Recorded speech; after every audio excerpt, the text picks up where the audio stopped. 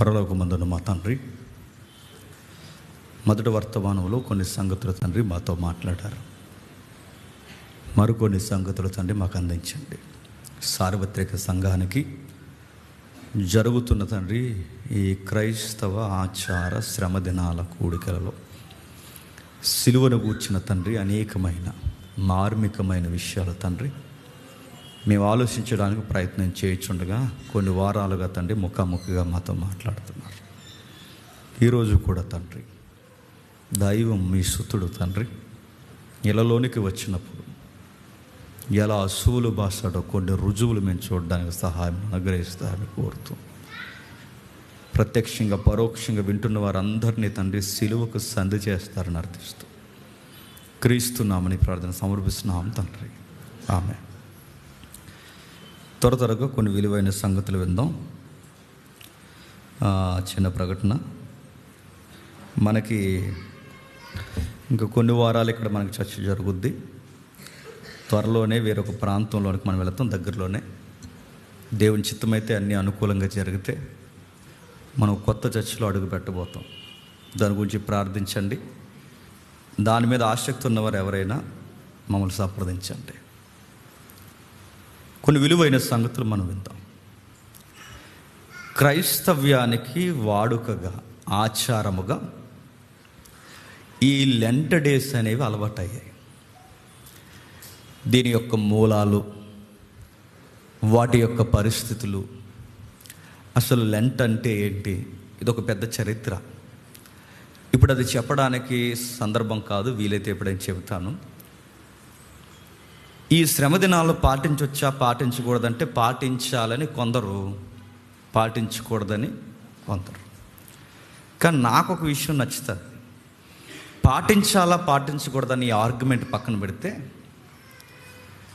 సరిగ్గా ఈ 40 రోజులు సిలువ గూర్చి ఎక్కువ మాట్లాడుకుంటారు. ఇది మంచి విషయం. ఇది డిసెంబర్ సీజన్లో పుట్టుక కోసం మాట్లాడుకుంటారు, శ్రమ దినాల్లో సిలువను గూర్చి మాట్లాడతారు. ఆచారం బైబిల్లో లేదు కదా, ఈ 40 ఎక్కడది, అది మోసే కాలానదా, ప్రభువు కాలానదా, లేకపోతే ఏ కాలానదంటే తర్వాత ఆర్గ్యుమెంట్. అది థియలాజికల్గా సిద్ధాంత ప్రకారం. అది కాదు మనకు కావాల్సింది. మొత్తం మీద ఒక 40 రోజులు సిలువను చుట్టూ తిరుగుతున్నారంటే మంచి విషయమేగా. అందుకే సందర్భం మనకు నడుస్తుంది కనుక ఆ సందర్భంలో నుంచి ఒక వాక్యాన్ని మనం చూసే ప్రయత్నం చేద్దాం. నేను క్వశ్చన్ అడుగుతున్నాను, ఆన్సర్ చెప్పండి నాకు. క్రైస్తవులు కానీ క్రైస్తవవేత్తలు కానీ యేసు ప్రభు వారిని ఏం చేశారని మనం ఎక్కువగా ఇప్పటివరకు మనం విన్నామండి? చెప్పండి. ప్రశ్న అడుగుతున్నాను, చెప్పండి. మనకు అన్ని దిక్కులు నోరు లెగుతుంది, ఎక్కడ లెగదు మనకి. క్వశ్చన్ అడుగుతున్నాను, మళ్ళీ చెప్పండి. యేసు ప్రభు వారిని ఏం చేస్తారు ఈ 40 రోజులు అంటే అందరి యొక్క సిలువ వర్తమానాల యొక్క మాట ఏంటి? సిలువేసి చంపేశారు. కానీ అటెన్షన్ ప్లే చేయండి. ఆయనను సిలువేసి ఎవ్వరూ చంపలేదు. కంగారు అయిపోకండి, బైబిల్ జిప్పేసేసి ఇంటికి వెళ్ళిపోకండి. వినండి. ఆయనను సిలువ వేసి చంపలేదంటే నో, బైబిల్ చెప్తుంది ఆయనను సిలువ వేసి చంపలేదు. ఆ సిలువ సమయంలో తనను తాను అప్పగించుకున్నాడు. మానవుడు అన్నవాడు ఎవ్వడును ఆయన్ని చంపలేడు, జరగదు. మరో విషయం, మరణము కూడా ఆ శరీరం మీద ఏలికగా నిలబడలేకపోయింది. దీని మీద చాలా దర్యాప్తులు జరిగాయి. అందులో ముఖ్యంగా 7 మాటలు కాదు, 7 ఆధారాలు బయటెట్టారు బైబిల్ పండితులు. ఎన్ని ఆధారాలు? 7 ఆధారాలు. ఈ 7 ఆధారాలు దేని గురించి చెప్తుందంటే ఆయన ఎవరూ చంపలేదు, ఆయనకు ఆయనే చనిపోయాడు. చంపలేదా? చంపలేరంటే చంపలేరు. చావు కూడా తననేమీ చేయలేదు. చూద్దాం ఒకసారి, ఆలస్యం చేయకుండా అందరూ బైబిల్ ఓపెన్ చేయండి. యోహాను సువార్త 18వ అధ్యాయం. యోహాను సువార్త 18వ అధ్యాయం గెత్సేమనే వనం సందర్భం. మొదటి వచనం నుండి.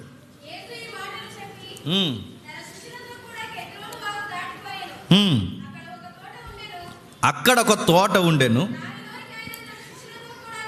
దానిలోనికి ఆయన తన శిష్యులతో కూడా వెళ్ళెను. యేసు తన శిష్యులతో పలుమార్లు అక్కడికి వెళ్ళుచుండువాడు గనుక ఆయన అప్పగించి యోధాకును ఆ స్థలము తెలిసి ఉండెను. కావున యోధా సైనికులను, ప్రధాన యాజకులు, పరిసయ్యులు పంపిన బంట్రోతులను ఎంటబెట్టుకుని దివిటీలతోనూ దీపములతోనూ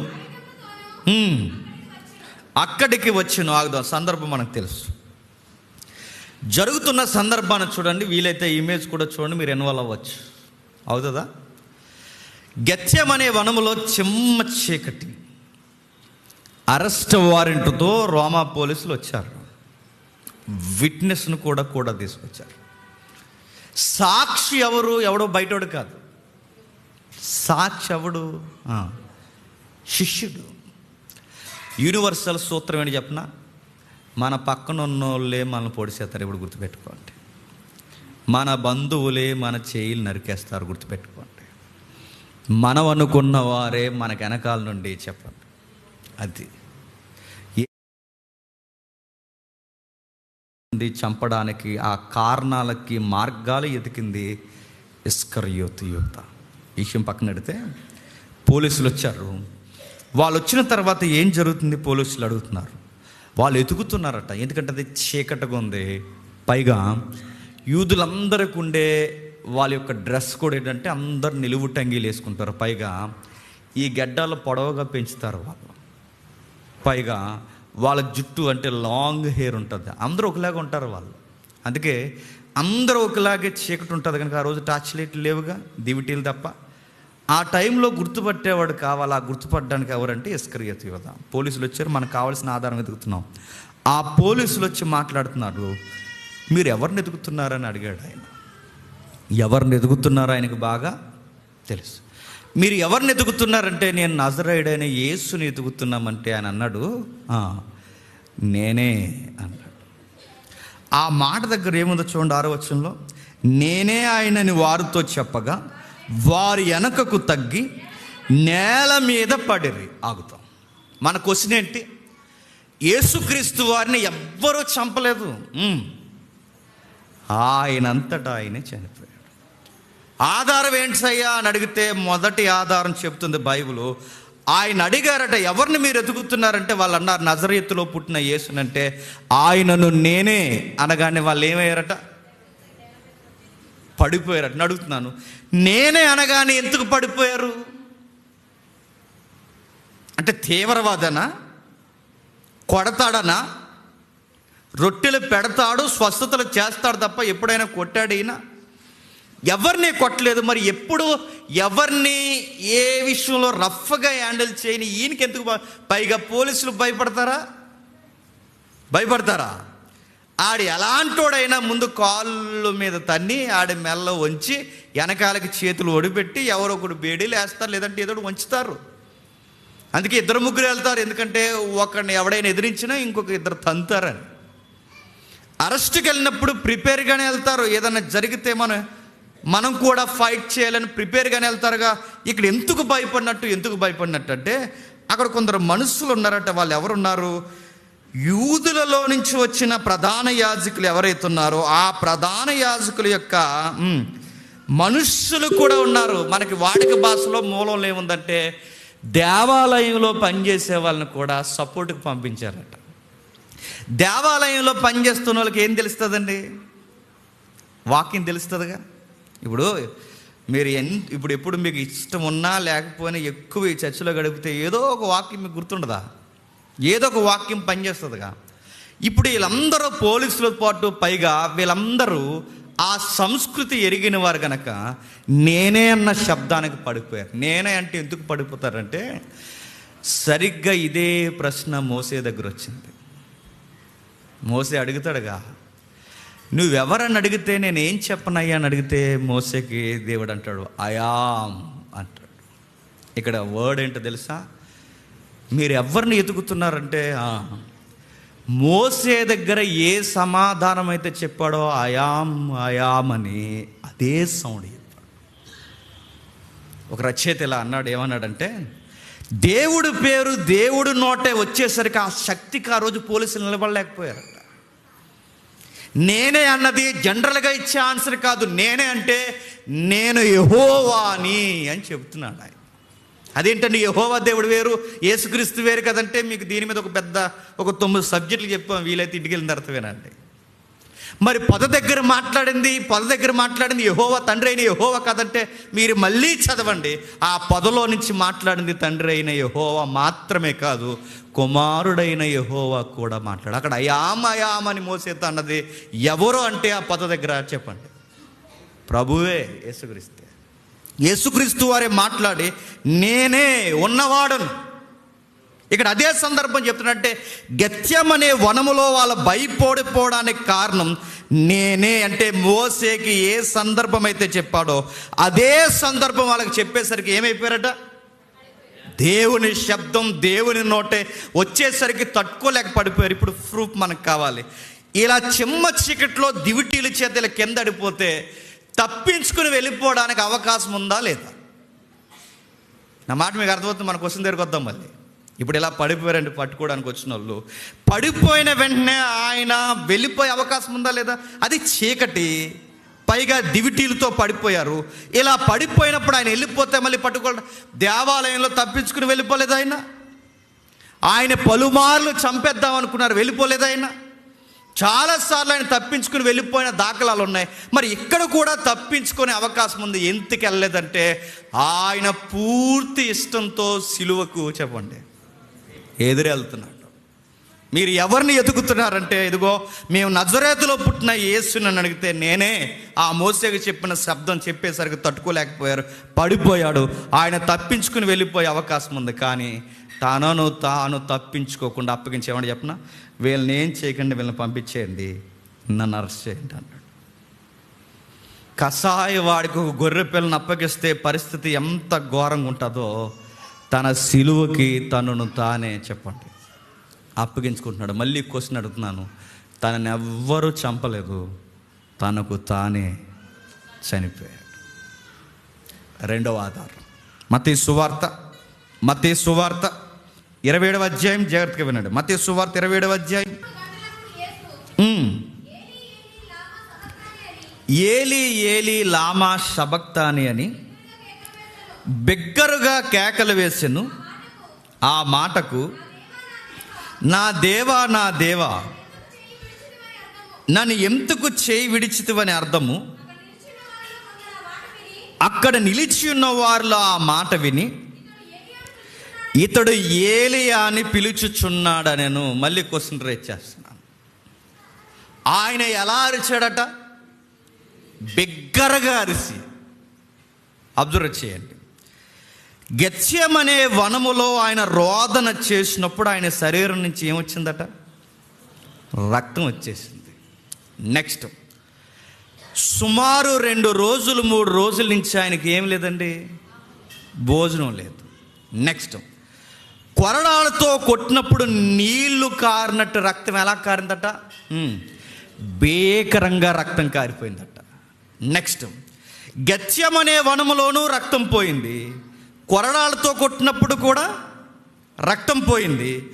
నీరసము, భోజనం లేదు, రెస్ట్ లేదు, పైగా మేకులేసి కొట్టేశారు. పైగా చిమ్మ చీకట్లో పట్టుకున్న ఆయన్ని మండు టెండలో ఏలాడదీసేశారు. పైగా రక్తము ఎంతగా పోయిందంటే, ఇంచుమించు రక్తము ఒక మేకు, అంటే ఇంత పెద్ద మేకులు వేసి కొడితే రక్తం ఎంత ఎలా పోద్దండి? మీరు అక్కడి వరకు వద్దు. మేకులట కొంత చరిత్రలో ఎక్కడేశారని చెప్తున్నారు, కొందరు చరిత్రకారులు ఇక్కడ సరిగ్గా ఈ నడుకటి దగ్గర వేశారని చెప్తున్నారు. ఏది ఏమైనా రక్తము ఏర్లై పారిపోయింది, రక్తం పోయింది, చెమట పోయింది, భయంకరమైన నిద్రలేని పరిస్థితులు, భోజనం లేని పరిస్థితులు, ఘోరముగా అవమానించారు, 5 కిలోమీటర్లు నడిపించారు. పశ్చిమరాను హిస్టరీలో ఉంది, 100 కేజీలు భుజం మీద వేశారు. తగిలిన భయంకరమైన గాయాల మీద గోనె పట్టేశారట. మన గొరుగున్న సట్టేసుకుంటేనే మన ప్రాణం నెత్తిమైపోతుంది దెబ్బకి. అప్పుడప్పుడు ఏళ్ళు ఇక్కడ దెబ్బ తగిలినప్పుడు మన దుప్పటి ఏలుకి తగిలింది అనుకోండి, శరీరం వచ్చేది ఉదయానికి మనకి. అలాంటిది దేహమంతా ఘోరంగా, ఆయన దేహం పుల్లైపోయి ఘోరంగా ఆయన చిదిమేసినప్పుడు ఆ పైన గోను పట్టేసి పైన మళ్ళీ 5 కిలోమీటర్లు నడిపించడానికి 100 కేజీలు బరువేస్తే, ఇలాంటి టైంలో నేను అడుగుతున్నాను, ఎంతగా బ్లడ్ పోయినప్పుడు 6 గంటలు ఏడన్నప్పుడు అంత పెద్ద కేక వస్తాదా? నా కోసం మీకు అర్థమైంతలేదు. మీకు 2 రోజులు అన్నం పెట్టలేదంటే 3వ రోజు మీకు మాట రాదు. నిజంగానే అన్నం లేకపోయినా నిద్ర లేకపోయినా మాట్లాడడం చాలా ఇబ్బందిగా ఉంటుంది. పైగా గాయాలు తగిలి శరీరం అంతా రక్తపు ముద్దయి రక్తమంతా పోయినప్పుడు బిగ్గరగా కేక వేయగలరా? 50 వచనంలో ఏముంది చూడండి, మళ్ళీ 50 వచనంలో యేసు మరలా బిగ్గరగా కేక వేసి మరలా. నేను అడుగుతున్నాను, ఇంత శ్రమ పొందినప్పుడు ఆయనకి కేకలు ఎలా వస్తున్నాయి? అక్కడ ఏమర్థమవుతుందో తెలుసా?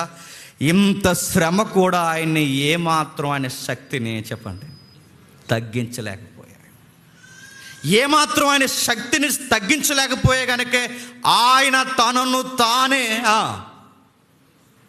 ఆత్మను అప్పగించుకున్నాడు తప్ప ఎవరు తను చంపలేదు. అందుకే ఇంగ్లీష్లో ఒక లైన్ ఇచ్చారు, he was still master of himself. తనని ఎవరు ఏమీ చేయలేరు, తనను తానే చెప్పండి అప్పగించుకున్నాడు. తనను ఎవ్వరు ఏమి చేయలేరు. మరలా కేకవేసి. లేదంటే మాకు ఇంకా ఆధారం కావాలంటారా? యోహాను సువార్త చూడండి 19వ అధ్యాయం. యోహాను సువార్త 19వ అధ్యాయం. యోహాను సువార్త 19వ అధ్యాయం 30వ వచనం. యోహాను సువార్త 19వ అధ్యాయం 30వ వచనం. యేసు వారు చిరకబుచ్చుకొని సమాప్తమైనదని చెప్పి, సమాప్తం అంటే స్వేచ్ఛగా ఏం జరుగుతుందో, ఎప్పుడు చనిపోవాలో, ఎలా ప్రాణం వదలాలో, ఏ టైమింగ్లో చనిపోవాలో ఆయనకి తెలుసు కనుక ఇప్పుడు సమాప్తమైందని కేక వేసి చనిపోయాడట. కేక వేసి అప్పగించిన. ఇంకా మరో వచనం చూడండి, యోహాను సువార్త 10వ అధ్యాయం. యోహాను సువార్త 10వ అధ్యాయం 17వ వచనం నుంచి. యోహాను సువార్త 10వ అధ్యాయం 17వ వచనం. నేను దానిని మరలా తీసుకున్నట్లు నా ప్రాణము పెట్టుచున్నాను, ఇందువలననే నా తండ్రి నన్ను ప్రేమించున్నాడు. 10వ వచనంలో 10వ అధ్యాయంలో ఇస్తున్న డిఫెన్స్ ఏంటో తెలుసా? నా ప్రాణం ఎవ్వడూ తీయలేదు, నా ప్రాణాన్ని నేనే అప్పగించున్నాను. అదే అధ్యాయంలో అంటాడు, నా అంతట నేనే ప్రాణాన్ని పెడుతున్నాను, మరలా నా అంతట నేనే తిరిగి తీసుకుంటాను. సిలువకు మేకులేయడం వలనో, కొరడాలతో కొట్టేయడం వలనో, భోజనం లేకపోవడం వలనో, రక్తం పోవడం వలనో ఆయనకి మరణం రాలేదు. మళ్ళీ నేను చెప్తున్నాను, మరణం ఆయన ఇంటికి కూడా కదపలేకపోయింది. మళ్ళీ చెప్తున్నాను, ఆయన తల వెంట్రులో ఒక వెంట్రుకు కూడా రాలేదు. ఎందుకంటే ఆయన చిత్తము లేకుండా ప్రాణము పోదు. నేను ప్రాణము వదులుతున్నాను ఆయన డిసైడ్ అవ్వాలి. మన సావు నెమ్మది చెప్తున్నాను, మన సావు అది డిసైడ్ అవుతుంది మనల్ని ఎప్పుడు చంపాలో. కానీ విచిత్రం ఏంటో తెలుసా? ఆయన ఎప్పుడు చనిపోవాలి ఆయన డిసైడ్ అయ్యాడు. మనం ఎప్పుడు చనిపోతాం మనకు తెలుసా? నాకు ఇప్పుడు అప్పుడే చనిపోలేదండి, 2050లో చనిపోతాం అంటావా?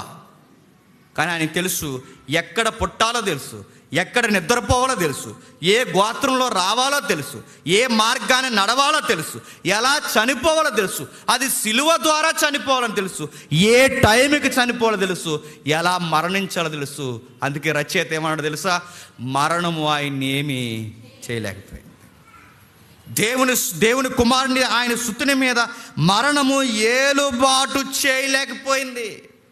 రెండవ ఆధారం చెప్తున్నాడు, ఆయన కేక వేసి ప్రాణం. కేకలు వస్తాయా అంటే నేను అడుగుతున్నాను, సామాన్యులకి అంత శ్రమ పడితే కేకలు రావు. అక్కడి వరకు ఎందుకండి, మనం బైక్ డ్రైవింగ్ చేస్తామా, పొరపాటుని మీరు రోడ్డు మీద పడండి, కళ్ళు తిరిగి వామిటింగ్లు అవుతాయి. మీరు కావాలంటే చూడండి. అక్కడి వరకు ఎందుకండి, ఎన్సీసీ చేసిన వాళ్ళు ఎవరైనా ఉన్నారా? బేస్ లైన్ మీద నిలబడతారుగా పీరియడ్ టైంలో. ఆ బేస్ లైన్ మీద నిలబెట్టినప్పుడు 10-20 మంది పడిపోతారండి గంట నిలబడ్డానికి. అక్కడ వరకు ఎందుకు, పోలీస్ ట్రైనింగ్లో మాకు పీరియడ్, ఫైనల్ పీరియడ్ జరుగుతుంది. ఆ కవాతు చేయడానికి అక్కడ నిలబడతారు బేస్ లైన్ మీద. బేస్ లైన్ మీద టకటకటకనే పడిపోతారు. 9 నెలలు ట్రైనింగ్ చేసిన వాళ్ళు 1 గంట సర్రమని ఎండ తగిలేసరికి పడిపోతారు. ఒక సామాన్యుడు ఇంత శ్రమలు పడి, నిద్ర లేక, అన్నం లేక, రక్తం పోయి ఇంత ఘోరంగా పడుతున్నప్పుడు అంత కేక ఎలా వచ్చిందంటే, అందుకే చెప్తున్నాను, ఆయన శక్తి అనంతమైనది.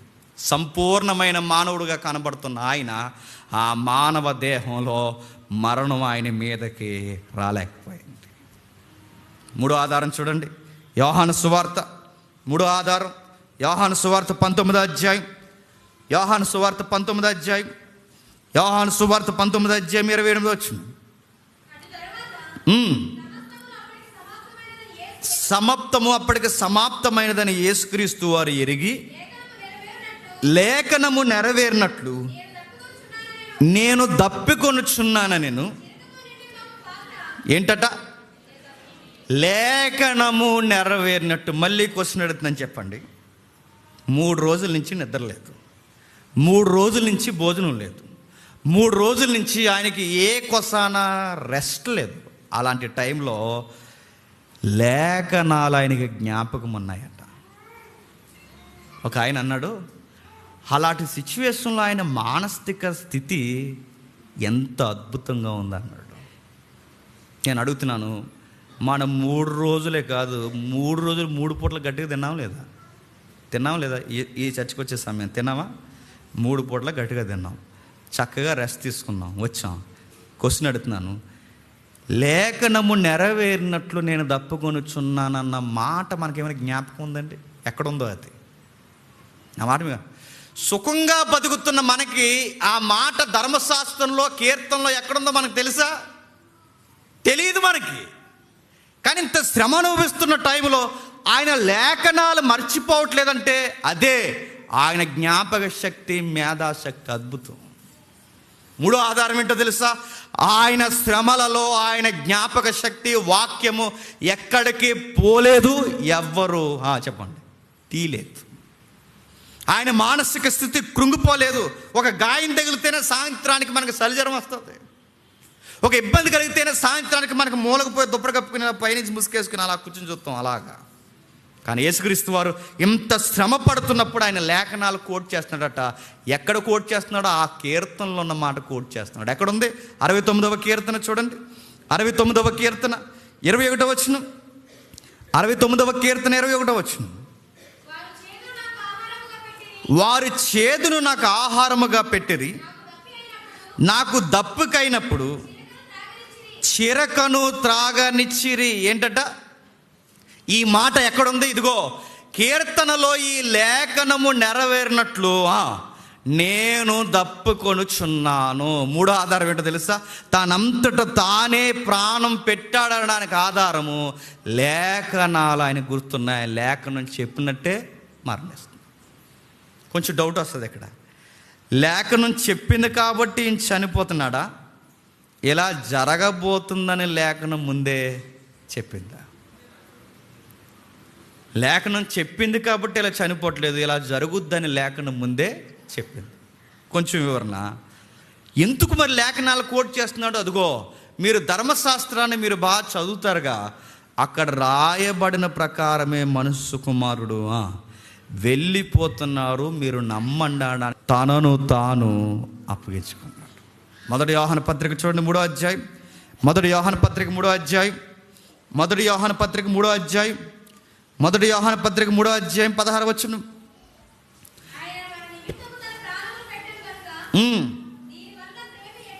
ఏంటట? ప్రాణం తీసేశారనుందా? చెప్పండి. ప్రాణం పెట్టాడనుందా? మీరు బైబిల్లో ఎక్కడైనా ఈ ధోరణి ఎతకండి, ప్రాణం పెట్టాడనే బైబిల్ చెప్తుంది. తనను తాను అప్పగించుకున్నాడు, ఎవ్వరూ ఆయన్ని చంపలేదు. 4వ ఆధారం 19వ అధ్యాయం, యోహాను సువార్త 19వ అధ్యాయం, యోహాను సువార్త 19వ అధ్యాయం 30వ వచనం చూడండి. యేసుక్రీస్తు వారు చెరకపుచ్చుకొని సమాప్తమైనదని చెప్పి తల వంచి ఆత్మను అప్పగించుకొనెను. క్వశ్చన్ అడుగుతున్నాను, చెప్పండి. ఏమంచి? తల వంచి. అప్పటికి ఆయన సిలువేసి తల వంచే సమయానికి ఎన్ని గంటలు పట్టిందండి? 6 గంటలు. గమ్మత్తు ఏంటి తెలుసా? 6 గంటలు తల వంచకుండా ఉండగలిగాడంటే మూలాలు చెబుతున్నాయి ఆయన తల వంచలేదట. కొరడా దెబ్బలు కానీ, మ్రేకులు కానీ, అవమానం కానీ, భయంకరమైన శ్రమ కానీ, రక్తము ఏర్రై పారుతున్న ఆ సిలువ శ్రమ ఆయన తలను వంచలేకపోయిందంట. ప్రాణం ఎలా అర్పిస్తున్నాడు తెలుసా? తల వంచి అని. ఇక్కడ ఏం చెప్తున్నాడు తల వంచి అంటే? తండ్రికి చెప్పండి, తల వంచి ప్రాణం ఇస్తున్నాడు అంటే ఏం చేస్తున్నాడు చెప్పండి? సింహాసనం మీద ఉన్న దేవునికి తన తల అంటే గౌరవిస్తున్నాడు. గౌరవంతో ఏం చేస్తున్నాడట? ప్రాణం. ఆశ్చర్యం ఏంటి చెప్పిన? సిలువ మీద తల అలా పెట్టుకుని ఉండడం చాలా కష్టం. అంటే తల దించేస్తాం. నేను ఇందాక చెప్పాను, ఎన్సీసీలో కానీ పోలీస్ డిపార్ట్మెంట్లో కానీ ఇదే పొజిషన్ నిలబెడతారు. కరెక్ట్గా బేస్ లైన్ మీద నిలబడతాం, కదలకూడదు, స్ట్రైట్ చూడాలి. అలా అది ఎన్ని గంటల పీరియడ్ అయినా పీరియడ్ కవాతు చెప్పే వరకు వాళ్ళు నిలబడాలి. వీళ్ళు నిలబడితే నేను చెప్తాను సరిగ్గా అరగంటలో పడిపోతారంట. అలా పడిపోకూడదని 9 గంటలు ట్రైనింగ్ ఇస్తారు. క్షమించండి, 9 నెలలు ట్రైనింగ్ ఇస్తారు. 1 గంట ఇలా నిలబడలేమా స్ట్రైట్గా అంటే? మీరు నిలబడి ట్రై చేసి చూడండి ఈసారి గ్రౌండ్కి వెళ్ళి. నేను సీరియస్గా చెప్తాను, మీరు వెళ్ళి ఇలా నిలబడి స్ట్రైట్గా నిలబడి చూడండి, చాలా కష్టం. ఖచ్చితంగా కలుదిరు. ఎందుకంటే మన బాడీ స్ట్రైట్గా ఒకే పొజిషన్లో ఉండడం చాలా కష్టం. కానీ యేసుక్రీస్తు వారట 6 గంటలు రక్తం పోయింది, 6 గంటలు భోజనం, 3 రోజులు భోజనం లేదు, సుఖం లేదు, నిద్ర లేదు, అయినను ఆయన తల వంచలేదు. ఎప్పుడు తల వంచావంటే తన తండ్రిని గౌరవిస్తూ, ప్రభువా నా ప్రాణమును అప్పగించుకొనుచున్నాను. ఏంటట? తన ప్రాణమును అప్పగించుకొనుచున్నాను. తన ప్రాణమును. ఇవన్నీ ఎవరు చూస్తున్నారంటే ఆ శతాధిపతి చూస్తున్నాడు. వాళ్ళ సర్వీసులో ఎప్పుడు ఇలా చూడలేదు. ఆ తల వంచకపోవడం, ఈ పరిస్థితులు ఇవన్నీ చూసి తన తండ్రితో మాట్లాడే విధానం చూసి ఆశ్చర్యపోయి వాళ్ళు ఇచ్చిన స్టేట్మెంట్ ఏంటో తెలుసా? ఈయన నిజముగా దేవుని కుమారుడే.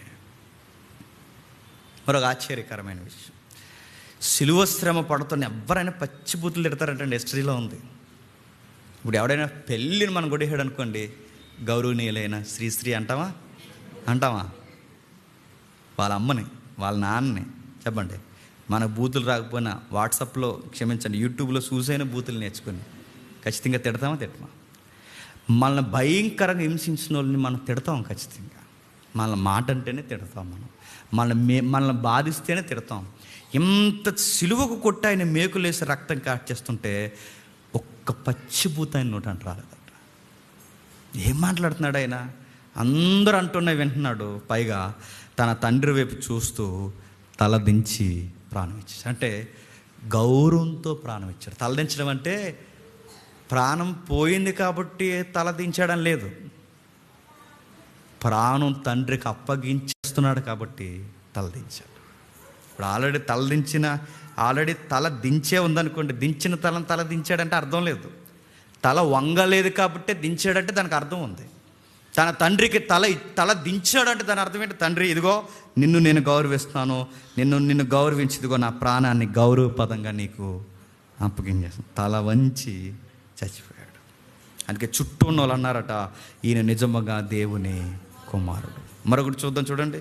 మరొకటి లూకా సువార్త 23వ అధ్యాయం 5వ ఆధారం. లూకా సువార్త 23వ అధ్యాయం 46వ వచనం. లూకా సువార్త 23వ అధ్యాయం 46వ వచనం.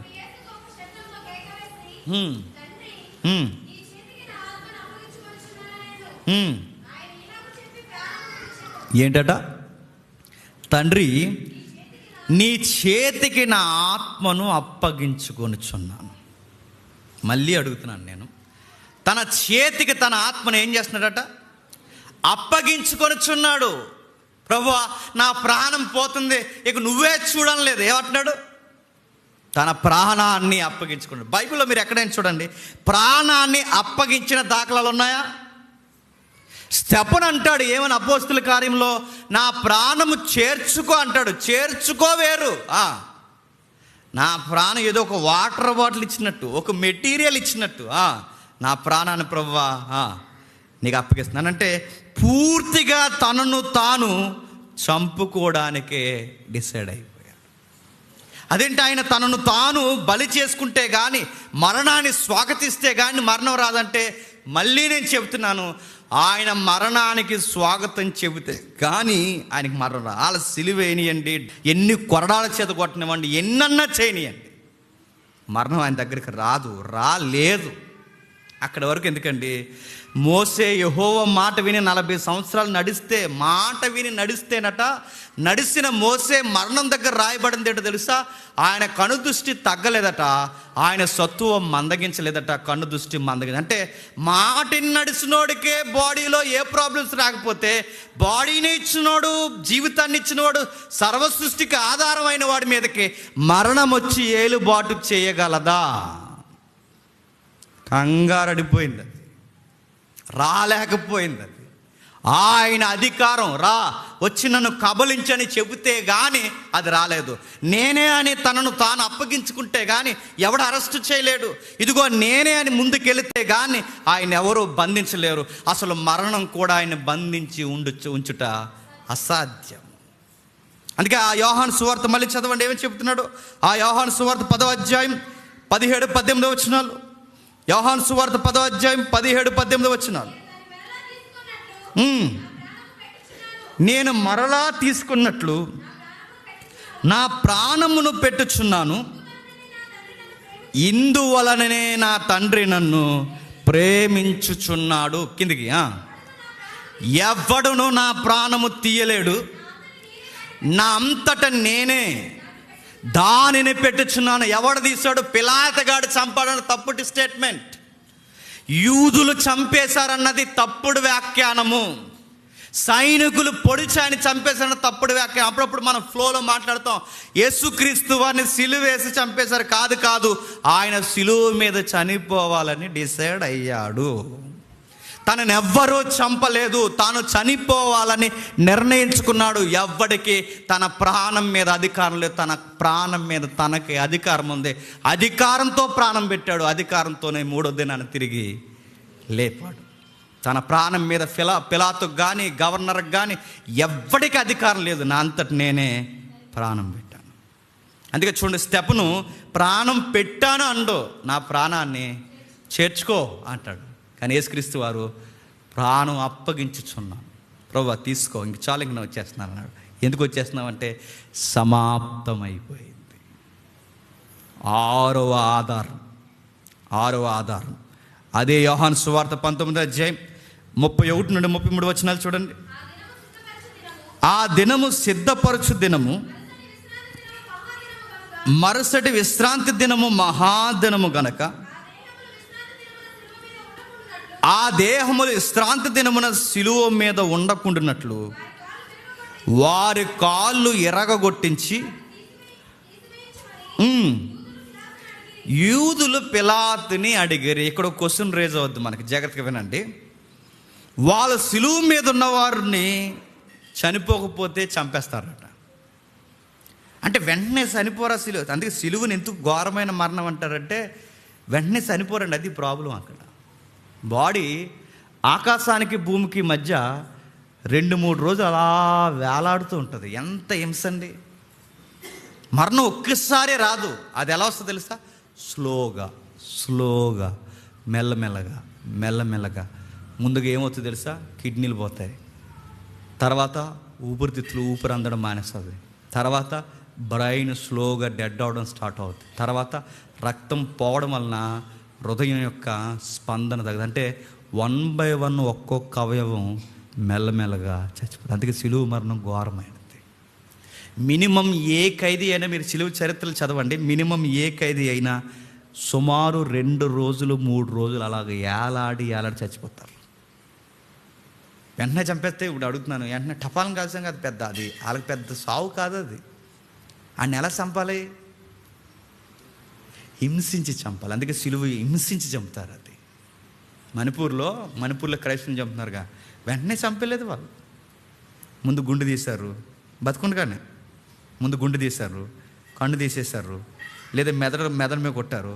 వెంటనే చంపలేకపోతే చేయి కోసేశారు, ఈ చేయి పీకేశారు, లేదా ఈ చేయి పీకేశారు, కాలు అంటే వెంటనే చంపకూడదంటే ఆ కసి ఎలాంటిదంటే వెంటనే చంపేస్తే బాగోదు, ఎంజాయ్ చేస్తూ చంపాలి. సిలువ మరణం కూడా వెంటనే చావకూడదనే కొరడాలతో కొట్టి మేకులేసి వేలాడదీస్తారు. స్లోగా 3 రోజులు ఈ హింస ఈ దేశం అంతా చూడాలి. మళ్ళీ ఎవడు ఎలాంటి పని చేయకూడదు, అంత హింస పెట్టి చెప్తారు. కానీ విచిత్రం ఏంటో తెలుసా, సరిగ్గా 6 గంటలకి 6 గంటల లోపు చనిపోయాడట. పిలాతు దగ్గరికి అరిమతయి యోసేపు వెళ్తాడుగా, వెళ్ళినప్పుడు అడుగుతాడు ఏమని, అయ్యా ఆయన దేహం మాకు ఇమ్మని అడిగితే పిలాతు ఇచ్చిన ఎక్స్ప్రెషన్ ఏంటో తెలుసా, ఇంత త్వరగా ఎలా చనిపోయాడు ఏమంటున్నాడండి? చూస్తారు ఒకసారి. మార్కు సువార్త చూడండి ఒకసారి. మార్కు సువార్త 15వ అధ్యాయం, మార్కు సువార్త 15వ అధ్యాయం 44వ వచనం. మార్కు సువార్త 15వ అధ్యాయం 44వ వచనం. పిలాతు ఆయన ఇంతలోనే చనిపోయినా అని ఆశ్చర్యపడి, ఆయన ఇంతలోనే చనిపోయిన అంటే ఇంత త్వరగా చనిపోరు సిలువ మీద, కానీ ఆయన ఎలా చనిపోయాడట? ఇంతలోనే అంటే సుమారు ఎన్ని గంటలైన శ్రమ అనిపించాడు చెప్పండి సిలువ మీద బహిరంగంగా? 6 గంటలు. 6 గంటల్లో ఏ ఖైదీ అంత త్వరగా చనిపోవడు. మరి ఎందుకంత త్వరగా చనిపోయాడు? ఆయన డిసైడ్ అయిపోయాడు. ఎందుకంటే ఆయన 2-3 రోజులు ఉండాలన్నది ఆయన చిత్తము కాదు, 3వ దినాన తిరిగి లేవ, అది ఆయన చిత్తం. అందుకే 6 గంటల లోపు చనిపోయాడు. ఎందుకంటే శనివారం చనిపోవాలి, 3వ దినాన తిరిగి లేవాలి. క్షమించండి, శుక్రవారం చనిపోవాలి, ఆయన 3వ దినాన తిరిగి లేవాలి. ఆయన డిసైడ్ అయిపోయాడు, నేను ఎప్పుడు చనిపోవాలో ఆయనకు తెలుసు, ఎప్పుడు లేవాలో తెలుసు, అది ఎన్ని గంటలు ఉండాలో తెలుసు. అందుకే ఆయనను ఎవ్వరూ చంపలేదు, తనను తానే చెప్పండి అప్పగించుకున్నాడు. శిలువ మీద ఎవరు చంపలేదు ఆయన్ని, ఎవరు చంపలేరు కూడా. అందుకే ఎవ్వడికి నా ప్రాణం మీద అధికారం లేదు, నా అంతట నేనే ప్రాణము పెట్టుచున్నాను. 6వ ఆధారం మనకు చెప్తుంది ఏమనంటే, అందరూ ఆశ్చర్యపడేలా ఈయన ఎలా చనిపోయాడంటే, ఆయన చనిపోవాలనుకున్నాడు కనుక చెప్పండి చనిపోయాడు. నీకులా నువ్వు అనుకున్నట్టు 3 రోజులు ఏలాడుతూ నన్ను దింపండి రాని బతిమలాట్లు ఏమీ లేవు. చనిపోవాలనుకున్నాడు, చనిపోయాడు. 7వ ఆధారం చివరిది. మత్తయి సువార్త 27వ అధ్యాయం, మత్తయి సువార్త 27వ అధ్యాయం 51 నుండి 52 వచనాలు చూడండి.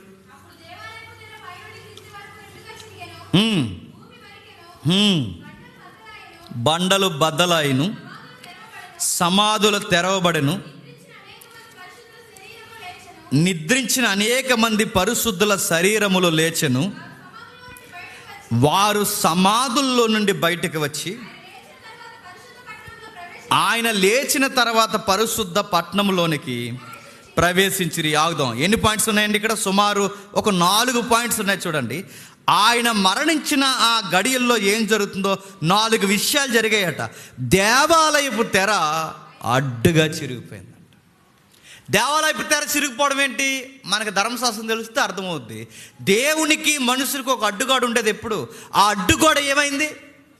చిరిగిపోయింది. అంటే ఇక దేవుడికి మీకు ఇంకే అడ్డు లేదు అనడానికి దేవాలయం తెర అంటే ఇలా ఇలా ఇలా పలసుకుంటుంది అనుకోకండి, అది చాలా మందంగా ఉంటుంది. అన్ని పొరల మందంగా ఉన్న ఆ క్లాత్ ఆయన మరణించడం ఒకేసారి చిరిగిపోయిందండి. హైలైట్ పాయింట్ ఏంటంటే భూకంపం వచ్చిందని లేదు అక్కడ. ఎర్తకే కాదు, గుర్తుపెట్టుకోండి. భూకంపం వచ్చింది కాదు, భూమి తెలుసుగా భూగోళం, అలా వణికిందంట ఒకసారి. భూమి వణకని వేస్తారంటే దానికే మెంటలు వచ్చింది. దేనికి? భూమికి మెంటలు రావడం ఏంటంటే దానికి వణికిపోయింది. ఎందుకు వణికిపోయిందంటే దేవుడేంటి, మానవుడిగా రావడం ఏంటి, ఆయన సిలువెక్కించడం ఏంటి, ఈయన ఈ టైంలో చనిపోవడం ఏంటి, అది నేను మోయడం ఏంటని దానికి ఊహకందని ఈ కార్యాన్ని చూసి భూకంపం భూకంపం ఇజ్రాయెల్లో వచ్చిందని లేదు, ప్రపంచం భూగోళం చెప్పండి అలా వణికిందండి ఒకసారి. తన కక్షలో వణికింది. నేను అడుగుతున్నాను, ఏ మనుష్యుడైనా చనిపోతే భూమి వణుకుతుందా? భూమి వణుకుతుంది, డప్పులు కొడతారు త్వరగా తీసుకోండి అని అంతే. కానీ భూమి వణికింది. దేవాలయపు తెర చిరిగిపోయింది. 4వది, సమాధులు తెరవబడ్డాయి. సమాధులు తెరవబడ్డం ఏంటండి? మొన్న ఎక్కడో ఫేస్బుక్లో చూస్తున్న ఒక వీడియో వచ్చింది. ఆ వీడియోలో అమెరికా పోలీస్ ఎదుగో ఆ సమాధుల దగ్గరికి ఏదో ఇన్ఫర్మేషన్ వచ్చి వెళ్ళాడు, ఏదో మరి అది ఏదో డాక్యుమెంటరీ లేకపోతే ఏడో అది చూస్తుంటే వచ్చింది. టక్ మనం కావండి ఎప్పటికప్పుడు హెయిర్ బయటకు వచ్చింది. అలాగే పోలీసుడికి ఏం చేయాలో అర్థం అవట్లేదు. ఇంకొకరు లేచిపోడు. అమెరికా గవర్నమెంట్ ఒకసారి షేక్ అయిపోయి శ్మశానాల్లోంచి జనాలు బయటకు వచ్చేస్తున్నారు, అర్జెంటుగా రండి అని డిపార్ట్మెంట్ అంతా అక్కడికి వచ్చేసింది. అందరూ చూసి వాళ్ళు చూసేసరికి శ్మశానాలతో వాళ్ళు అలా శ్మశానాల్లోంచి అలా బయటకు వచ్చేసారు. అది మూవీలో చూస్తేనే చాలా భయంకరంగా ఉంటాయి. ఆ రోజు ఆ ప్రపంచం లేదా ఆ సమకాలీన దేశము సమాధుల్లో ఉన్న వాళ్ళు లేచి అలా అసలు మీరు ఊహించుకోండి ఆ రోజు ఎలా ఉంటుందండి. ఎలా ఉంటుంది? ఆ తాతయ్య లేచిపోతున్నాడు, నాన్నమ్మ లేచిపోతుంది, వాళ్ళందరూ లేచిపోయి మళ్ళీ లేచి అక్కడ నిద్రపోయి టౌన్లోకి వచ్చారట. ఇప్పుడు రాజమండ్రి సమాధుల్లో ఉన్న వాళ్ళందరూ రాజమండ్రి సిటీకి వచ్చి ప్యారడైజ్ బిర్యానీల కాడికి వెళ్ళిపోతున్నారు అనుకోండి, ఎలా ఉంటుందండి? అందరూ వచ్చి రోడ్డు మీద తిరిగేస్తున్నారు అనుకో. ఆ సమాధులు మన చనిపోయాడుగా ఎలా తిరిగేస్తున్నాడు అంటే అది ఎంత ఆశ్చర్యం. ఆ శతాధిపతి అన్నాడు, ఈ నిజముగా దేవుని కుమారుడు. సమాధులు తెరవబడ్డం అంటే బైబిల్ భాషలో దాని అర్థం సాతాను ఓడిపోయాడు. సాతానుకున్న బలము పాపము, పాపానుకున్న బలము మరణము, మరణం ఆ రోజు ఓడిపోయింది. మరణం దానికి ఇంకా స్వసిత్తము లేదు. అది ఎవరిని నా ఇష్టం వచ్చినట్టు నేను కమ్మేస్తానడానికి సాతానగాడికి కానీ మరణానికి కానీ అధికారం. ఆ రోజు చావు వాయిదా వేయించుకుని బ్రేక్ అయిపోయిందంట. సాతానగాడు ఓడిపోయిన సింహం. 4వది నిద్రించిన వారు లేవడం. సమాధులు తెరవబడడం సాతానగాడు ఓటమైతే, నిద్రించిన వారు తిరిగి లేవడం. నిద్రించిన వారు తిరిగి లేవడం అంటే ఒక మనిషి మరణించిన తర్వాత తిరిగి లేవడం అంటే ఎవరు లేపుతారండి? దేవుని శక్తి. నిద్రించిన వారు లేవడం అనేది దేవుని శక్తి. సమాధులు తెరవబడడం అనేది సాతాను ఓటం. ఇప్పుడు చెప్పండి, ఈ 7 ఆధారాలు ఏం చెప్తున్నాయంటే మీరు పదే ఇంటికి వెళ్ళిన తర్వాత చదవండి. ఆయన ఎవ్వరూ చంపలేదు, తనంతట తానే చనిపోయాడు. ఏ టైంకి చనిపోవాలో డిసైడ్ అయిపోయాడు. ఏ రోజు లేవాలో ఆయన నిర్ణయించుకున్నాడు. లేచినప్పుడు ఎక్కడెక్కడ కనబడాలో డిసైడ్ అయ్యాడు. మేఘాల మీద వెళ్ళిపోయాడు, మాటిచ్చాడు, మళ్ళీ ఒకరోజు వస్తానన్నాడు. ఈ శిలువ ధ్యాన కూడికలలో మళ్ళీ ముగించే ముందు ఆయన ఎవరూ చంపలేదు, తనంతట తానే చనిపోయాడు. అందుకే ఎవడైనా గొట్టంగా ఈ మధ్య క్వశ్చన్లు అడుగుతున్నారు కదండి. యేసుక్రీస్తు అని చంపేస్తే ఏమీ చేయలేకపోయాడు, యేసుక్రీస్తు అని చంపేస్తే ఏమీ చేయలేకపోయారు, యేసుక్రీస్తు అని చంపేస్తుంటే అదే మా దేవుడైతే బాణం వేసేద్దుడు, మీ దేవుడు బాణం వేయలేదట్టి, కనీసం మేకు కూడా తీయలేదంటే ఇలా గాలిగళ్ళందరికీ చెప్పండి, ఆయన్ని ఎవడు చంపాడు? ఆయన చనిపోవాలని డిసైడ్ అయ్యాడు. తనను తాను పోలీసులకు అప్పగించుకోవాలని డిసైడ్ అయ్యాడు. పెద్ద కేక వేసి తల వంచి ప్రాణం తండ్రికి గౌరవంతో అప్పగించేయాలని డిసైడ్ అయ్యాడు. ఆయన మరణాన్ని చూసి భూమి వణికిపోయింది, సమాధులు తెరవబడ్డాయి. ఆయన హిమ్సెల్ఫ్ తనను తాను నడిపించుకున్నాడు. గుర్తుపెట్టుకోండి, ఎవ్వరేం చేయలేదు. ఆయన మేకులు వేయడం వల్ల చనిపోయాడు అనుకుంటే నేను మళ్ళీ చెప్తున్నాను, మేకుల వరకు వద్దండి, ఆ కొట్టిన కొరడా దెబ్బలకే చచ్చిపోవాలి. కానీ చనిపోలేదు, డిసైడ్ అయ్యాడు. ఎప్పుడు చనిపోవాలని నిర్ణయించుకున్నాడు. ఆ 7 ఆధారాలు మనకు చూపించి, ఈ 7 ఆధారాల వెనకాల ఆధారం ఏంటంటే మళ్ళీ చెప్పండి, ఆయన సాక్షాత్తు దేవుడు. మోసే ఏ మాట వినైతే గజగజ వణుకుపోయాడో ఆ మోసే కనబడిన దేవుడు ఈయనే. ఆ మోసే మాట్లాడిన దేవుడు ఈయనే. ఆ దేవుడే సశరీరుడిగా వచ్చాడు, చనిపోయాడు, తనను తాను అప్పగించుకున్నాడు, తిరిగి లేచాడు.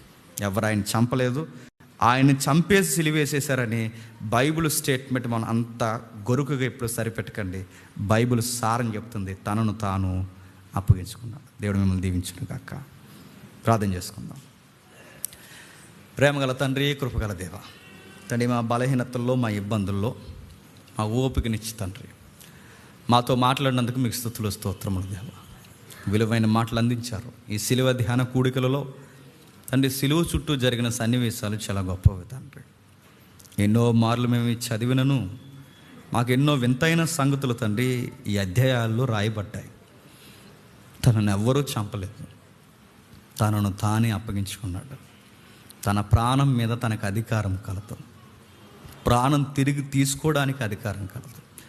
సిలువ కానీ, మ్రేకులు కానీ తండ్రి, కొరడా దెబ్బలు కానీ ఆయనకి మరణాన్ని తీసుకురాలేకపోయే, మరణం కూడా ఆయన దగ్గరికి రావడానికి సంకోచించింది, రాలేకపోయింది.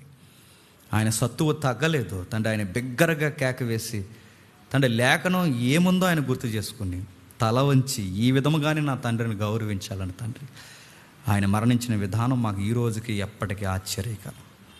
అనుకున్నట్టుగానే టైంకి చనిపోయాడు, చెప్పినట్టుగానే టైంకి తిరిగి లేచాడు. ఇవన్నీ మాకు ఆశ్చర్యం తండ్రి. భూమి ఆశ్చర్యపోయింది, సూర్యుడు అదృశ్యుడైపోయాడు, మేఘాలు కమ్మేశాయి, చీకటి తండ్రి ఒక్కసారిగా దేశాన్ని కమ్మేసింది. ఇవన్నీ మాకు గుర్తులు దేవా. తను ఎవరో ఏదో చేయడం వల్ల కాదు తండ్రి, ఇలా వెళ్ళిపోవాలి, ఇది మీ చిత్తమని, అది నా చిత్తమని తండ్రి మీ చిత్తానికి తలదించాడు కనుక ఆయన ఆ విధముగా కోరుకున్నాడు. రాయబడిన ప్రకారం మనసు కుమారుడు వెళ్ళిపోయాడు తప్ప వీళ్ళ సిలువ వేయడం వల్ల తండ్రి స్పృహ కోల్పోయి ప్రాణాలు పోయి చనిపోయినట్టు బైబిల్లో లేదు. మాకింత స్పష్టంగా తండ్రి వాక్యం సెలవిస్తున్నాను. నమ్మని వారు సిలువను కూర్చున్న వార్త వారికి వెర్రితనం కనుకే మీ దేవుడు తనను తాను కాపాడుకోలేకపోయాడని చెప్తున్నారే కానీ ఆయన కాపాడుకోవడం కాదు, తనను తాను అప్పగించుకున్నాడు తండ్రి. కేవలం ఇది మా కోసమే తండ్రి. ఈ యొక్క కార్యము తండ్రి మా పాపాలు తండ్రి పూర్తిగా నివారణ చేయడానికి సమాప్తమైందని చెప్పడానికి తండ్రి అన్ని విధాలుగా తండ్రి తను తాను అప్పగించుకున్నాడు. ఇందులో ప్రేమ కలదు. ఇన్ని మాటలు వినను తండ్రి ఎవరైనా తండ్రి నిర్లక్ష్యంగా ఉంటే తమను క్షమించండి. మేము తిరిగి వెళుతుండగా జరగబోతున్న మీటింగ్లో తండ్రి సహాయం అనుగ్రహించి మాతో మాట్లాడతారని కోరుతూ క్రీస్తు నామమున ప్రార్థన సమర్పిస్తున్నాం తండ్రి. ఆమేన్.